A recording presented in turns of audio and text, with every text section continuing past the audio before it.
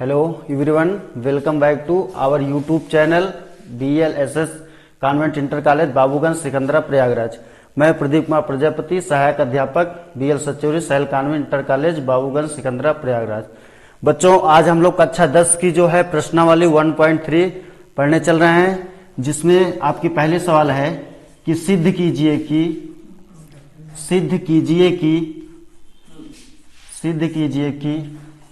√5 एक अपरिमेय संख्या है। सिद्ध कीजिए कि √5 एक अपरिमेय संख्या है। पहली सवाल है, आपको सिद्ध करना है कि सिद्ध कीजिए कि √5 एक अपरिमेय संख्या है। तो बच्चों, सबसे पहले हम लोग जान लेते हैं अपरिमेय संख्या क्या होती है। अपरिमेय संख्या, तो मैंने पहले वीडियो में बताया था आपको, परिमेय संख्या ऐसी संख्या जिसे p/q के रूप में व्यक्त किया जा सकता है, वो परिमेय संख्या कहलाती है। लेकिन अपरिमेय संख्या क्या है? ऐसी संख्या जिसे p/q के रूप में व्यक्त नहीं किया जा सकता है, अपरिमेय संख्या कहलाती है। यानी सीधे तरीके से हम कह सकते हैं जिसे सरल भिन्न के रूप में प्रदर्शित ना किया जा सके। ऐसी संख्या जिसे p/q के रूप में प्रदर्शित ना किया जा सके, या ऐसी संख्या जिसे हम सरल भिन्न के रूप में प्रदर्शित ना किया जा सके, अपरिमेय संख्या कहलाती है। जैसे एग्जांपल में √2, √3, √5, ये सभी क्या कहलाती है? आपकी अपरिमेय संख्या। √2, √3, √5 को जो हम सरल भिन्न के रूप में प्रदर्शित नहीं कर सकते हैं, इसलिए यह क्या है? एक अपरिमेय संख्या है। तो हमको सिद्ध करना है कि √5 क्या है? एक अपरिमेय संख्या है। तो बच्चों, जो इसमें हमको कहा है उसी के विरुद्ध हमको मानना है। कह रहा है कि सिद्ध कीजिए कि √5 एक अपरिमेय संख्या है, तो यहाँ पे अपरिमेय कह रहा है, तो इसका विरुद्ध यानी उल्टा हम परिमेय संख्या मान लेते हैं। तो माना √5 एक परिमेय संख्या है। √5 एक परिमेय संख्या है। √5 एक परिमेय संख्या है। तो परिमेय संख्या हम लोग जानते हैं जिसे p/q के रूप में व्यक्त किया जा सके। तो इस हम लोग लिख सकते हैं √5 बराबर p/q। √5 बराबर p/q, क्योंकि p/q क्या है? परिमेय संख्या है। तो हम लोगों ने माना भी है कि √5 एक परिमेय संख्या है, इसलिए इसको हम लोग लिख सकते हैं √5 बराबर p/q। ब्रैकेट में लिख दो, जहां p और q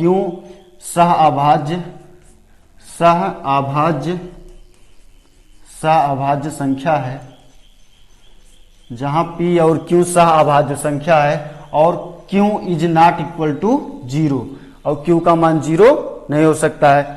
तो विद्यार्थियों, दोनों पक्षों का हम लोग क्या कर देंगे? वर्ग कर देंगे। तो √5 का स्क्वायर बराबर p/q का स्क्वायर। तो इसको हम लोग लिख सकते हैं √5 का स्क्वायर करेंगे तो हो जाएगा 5 बराबर, इसको हम p का स्क्वायर बटे q का स्क्वायर। इसका हम क्रॉस मल्टीप्लिकेशन कर लेंगे तो ये हो जाएगा आपका 5q स्क्वायर बराबर p स्क्वायर। फिर इसको हम लोग लिख सकते हैं q स्क्वायर बराबर p स्क्वायर बटे 5। q स्क्वायर बराबर p स्क्वायर बटे 5। तो विद्यार्थियों, यहाँ पे देखो 5 जो है p को विभाजित करेगा। 5 जो है p को विभाजित करेगा, तो 5 जो है p स्क्वायर को भी विभाजित करेगा। जैसे आप एक एग्जांपल देख लीजिए, जैसे यहाँ पे 4 स्क्वायर बटे 2 कर दिया जाए, तो 2 जो है 4 को विभाजित कर देगा। अगर हम ये वर्ग हटा देते हैं तो 2 जो है 4 को विभाजित कर देगा। जब 4 को विभाजित कर देगा तो इसका स्क्वायर को भी ये विभाजित कर देगा। इसलिए यहाँ दिखाइए आप कि 5 p को विभाजित करता है,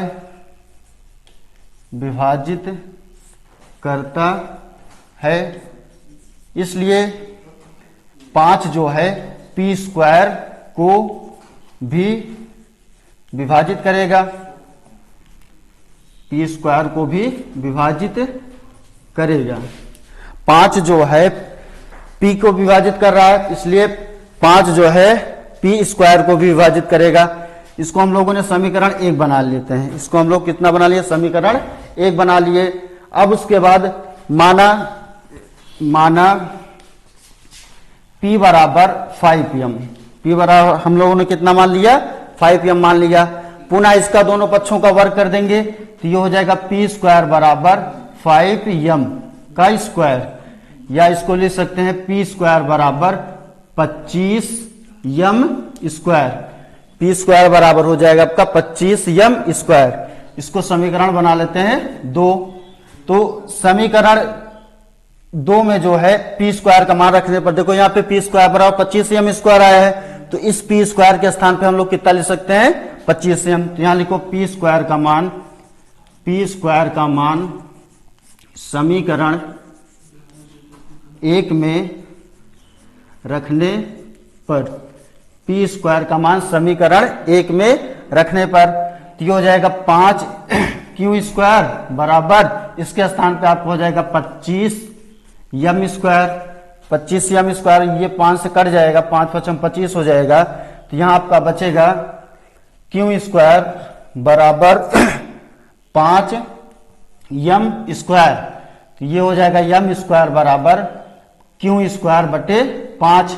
तो सेम वही प्रक्रिया 5 जो है 5 q को विभाजित करेगा, 5 q को विभाजित करेगा, इसलिए 5 जो है q स्क्वायर को भी 5q स्क्वायर को भी विभाजित करेगा, 5 जो है q स्क्वायर को भी विभाजित करेगा। लेकिन यह जो है मान्यता के विरुद्ध है। क्यों विरुद्ध है? क्योंकि यहां जो है 5p को विभाजित कर रहा है और यहां 5q को विभाजित कर रहा है। जब दोनों को विभाजित कर रहा है तो इसका मतलब यह हुआ कि 5 जो है p और q का उभयनिष्ठ गुणनखंड है, लेकिन यह हमारी जो है गणित की अवधारणा के विरुद्ध है। यहां लिखेंगे लेकिन यह हमारी मान्यता के विरुद्ध है, मान्यता के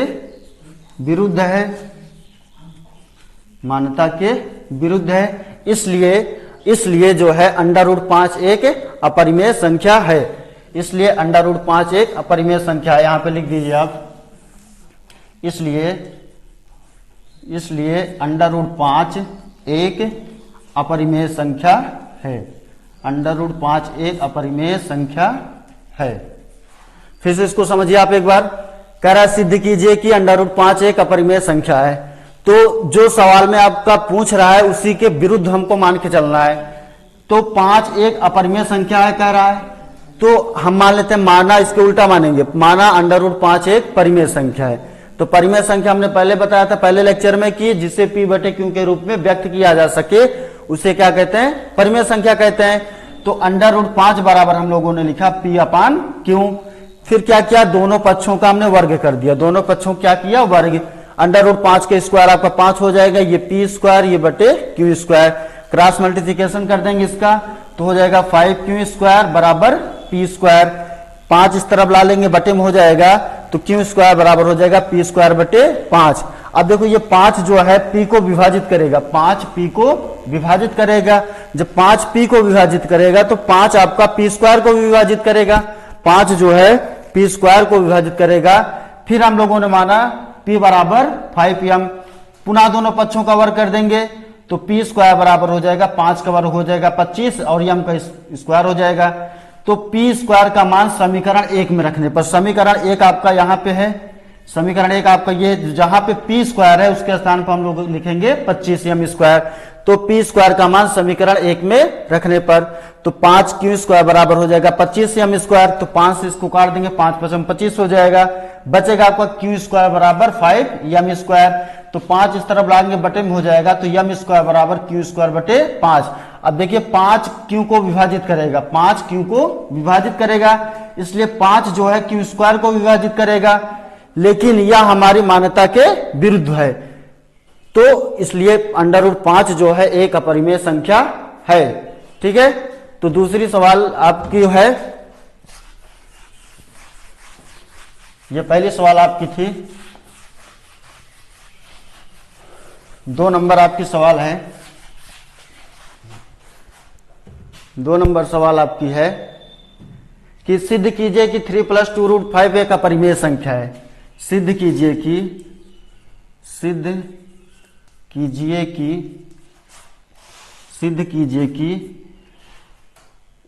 3 +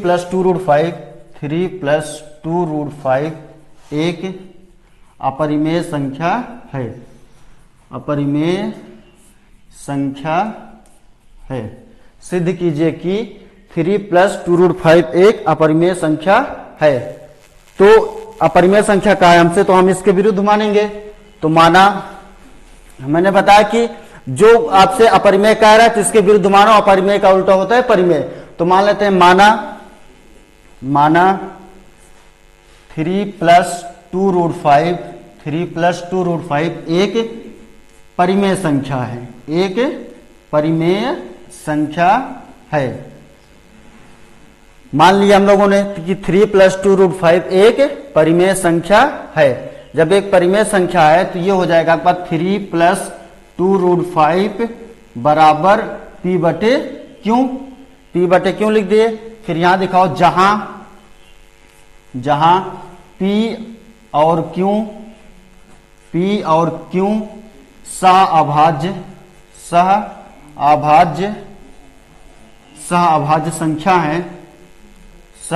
संख्या है और q is not equal to 0।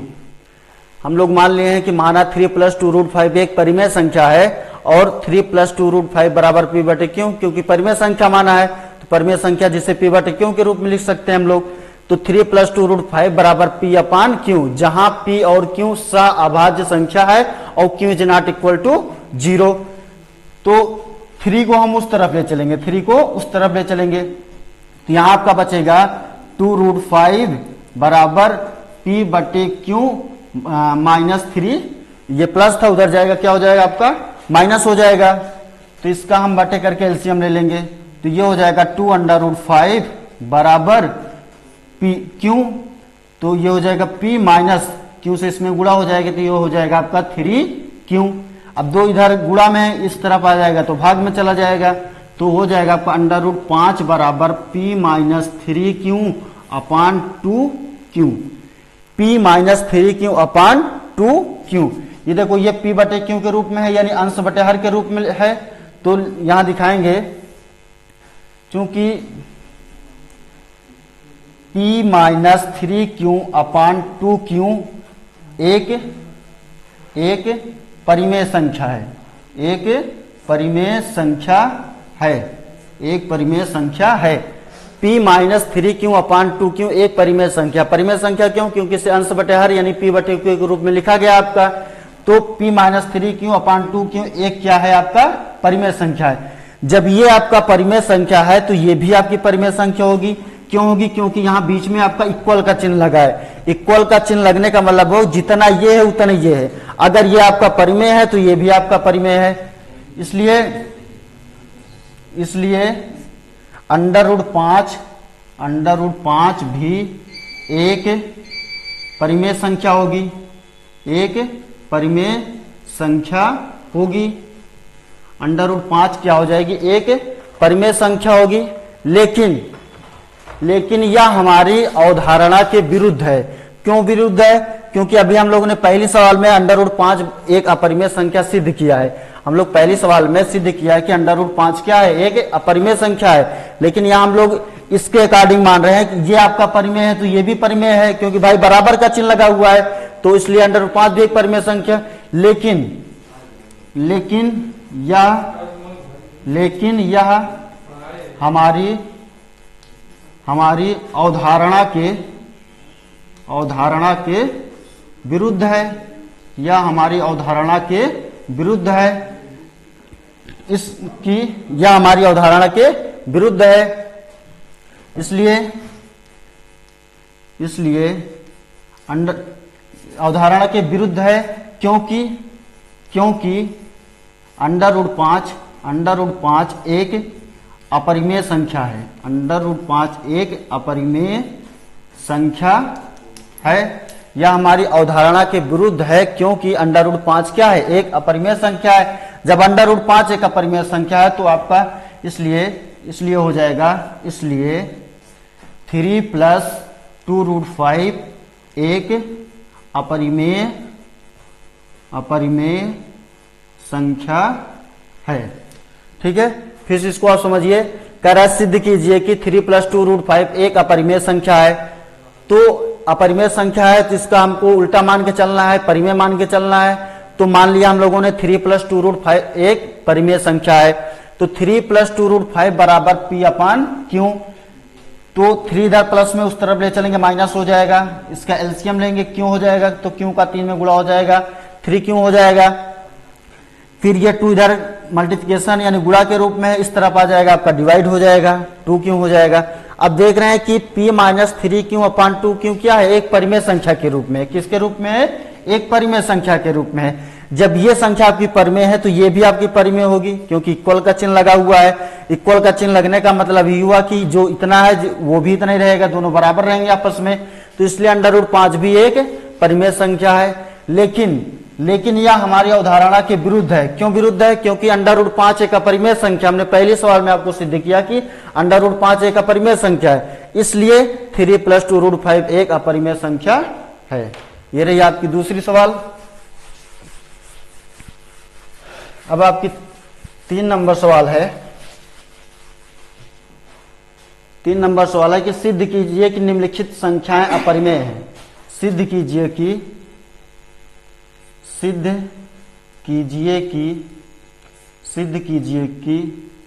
निम्नलिखित संख्याएं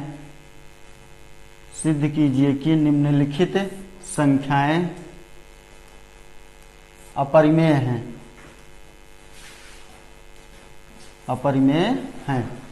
सिद्ध कीजिए कि निम्नलिखित संख्याएं अपरिमेय हैं। इसमें 3 सवालें दी गई हैं। पहली सवाल आपका है 1/√2, दूसरी सवाल आपकी है 7√5, तीसरी सवाल आपकी है 6 + √2। तो इसमें एक सवाल हम बता दे रहे हैं, बाकी आप लोग को करना है। ठीक है, तो हम पहले सवाल बता दे रहे हैं। हमको सिद्ध करना है कि 1/√2 क्या है, एक अपरिमेय संख्या है। सिद्ध करना है, पहले सवाल हम बता रहे हैं, सिद्ध करना है कि 1/√2 एक अपरिमेय संख्या है, एक अपरिमेय संख्या है। सिद्ध कीजिए कि 1/√2 एक अपरिमेय संख्या है। तो अपरिमेय संख्या हमसे कह रहा है तो इसका हम उल्टा मानेंगे। तो उल्टा मान लेंगे तो माना 1/√2 एक परिमेय संख्या है, एक परिमेय संख्या है। 1/√2 एक परिमेय संख्या है। तो परिमेय संख्या जिसे P/Q के रूप में लिख सकते हैं, तो यानी P/Q। यहां लिखो जहां P और Q सहअभाज्य संख्या है,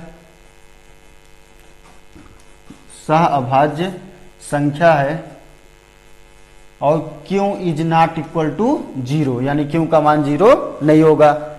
तो इसका √2 का हम परिमेयीकरण कर लेंगे। तो √2 का हम जो है ऊपर नीचे क्या कर लेंगे, गुणा कर लेंगे। गुणा कर लिए, यहां लिखेंगे P/Q। इसका गुणा करेंगे √2 एक √2, ये √2 का √2 में गुणा करेंगे तो वो हो जाएगा आपका 2 बराबर P/Q। इसका भी हम लोग क्रॉस मल्टीप्लिकेशन कर लेंगे तो ये हो जाएगा आपका √2 बराबर, इधर इसमें गुणा हो जाएगा तो 2P/Q, 2P/Q। अब यहां लिखो चूंकि 2P/Q एक परिमेय संख्या है, एक परिमेय संख्या है। 2P/Q एक परिमेय संख्या है। क्यों परिमेय संख्या, क्योंकि इसे P/Q के रूप में लिखा जा सकता है। जब ये परिमेय संख्या आपकी हुई तो ये भी आपकी परिमेय संख्या होगी। क्यों होगी, क्योंकि बराबर का चिन्ह लगा हुआ है। बराबर का चिन्ह इसलिए लगाया जाता है क्योंकि दोनों आपस में बराबर होते हैं। तो 2P/Q एक परिमेय संख्या है, इसलिए √2 भी एक परिमेय संख्या होगी, एक परिमेय संख्या होगी। √2 जो है एक परिमेय संख्या होगी। लेकिन यह हमारी अवधारणा के विरुद्ध है। यह हमारी अवधारणा के विरुद्ध है। क्यों विरुद्ध है? क्योंकि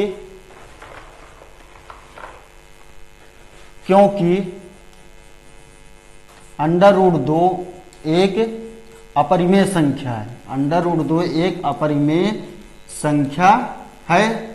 इसलिए 1/√2 एक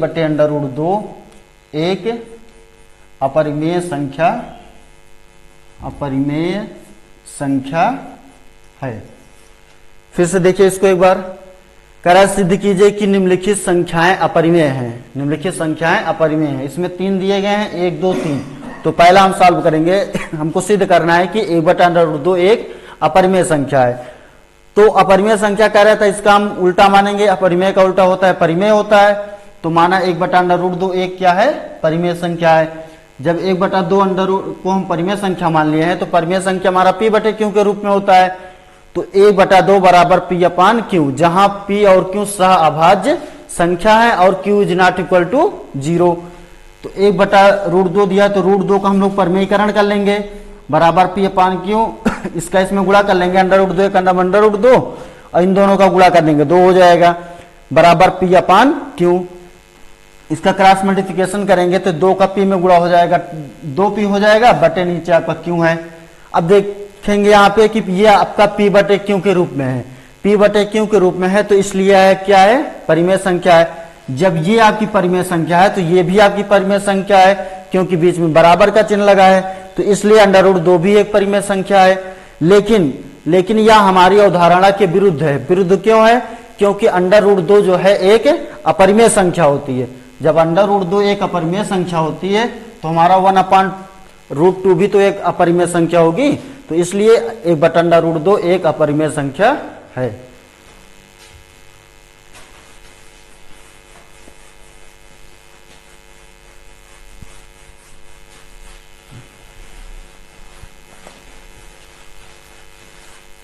इसी में कि आपकी दूसरी सवाल है, सिद्ध करना है 7/5 एक अपरिमेय संख्या है। सिद्ध करना है कि 7√5 एक अपरिमेय संख्या है। तो अपरिमेय संख्या है जिसका हमको उल्टा मान के चलना है। तो माना 7√5 एक परिमेय संख्या है। जब परिमेय संख्या है तो इसे हम p/q के रूप में लिख सकते हैं। तो 7√5 बराबर p/q। ब्रैकेट में लिखो, जहां p और q सह अभाज्य संख्या है और q is not equal to 0। हम लोगों ने मान लिया कि 7√5 एक परिमेय संख्या है। तो परिमेय संख्या है तो इसे p/q के रूप में लिखेंगे, और जहां p और q सह अभाज्य संख्या है और q is not equal to 0। तो 7 इस तरफ गुणा के रूप में इधर आएगा तो आपका भाग में हो जाएगा। तो हो जाएगा √5 बराबर p/7q। चूंकि p/7q एक परिमेय संख्या है। परिमेय संख्या क्यों है? क्योंकि ये p/q के रूप में है। तो जब ये आपकी परिमेय संख्या है तो ये भी आपकी परिमेय संख्या होगी। इसलिए √5 एक परिमेय संख्या होगी। √5 एक परिमेय संख्या होगी। क्योंकि बराबर का चिन्ह लगा है। जितना आपका ये है उतना ये रहेगा। अगर ये परिमेय है तो ये भी परिमेय है। लेकिन यह हमारी अवधारणा के विरुद्ध है। क्यों विरुद्ध है? क्योंकि √5 एक अपरिमेय संख्या है। अंडर रूट 5 एक अपरिमेय संख्या है। कैसे है? हमने पहले सवाल में बताया था कि अंडर रूट 5 एक अपरिमेय संख्या है। तो जब ये आपका अपरिमेय संख्या अंडर रूट 5 तो परिमेय हो नहीं सकता, इसलिए 7 रूट 5 एक अपरिमेय संख्या होगी, एक अपरिमेय संख्या है। इसलिए 7 रूट 5 क्या है? एक अपरिमेय संख्या है। तो इसमें तीसरे सवाल में 3 सवालें थी, 2 सवाल हमने बता दिया है, एक सवाल आपको अपने से करना है। जो अभी हमने सवाल बताया इसमें अगर आप लोग को कोई भी दिक्कत होगी तो कमेंट बॉक्स में जाके आप कमेंट करिएगा, आपका दिक्कत जो है सॉल्व किया जाएगा। बस आज के वीडियो में इतना ही, नेक्स्ट वीडियो अगले दिन। धन्यवाद।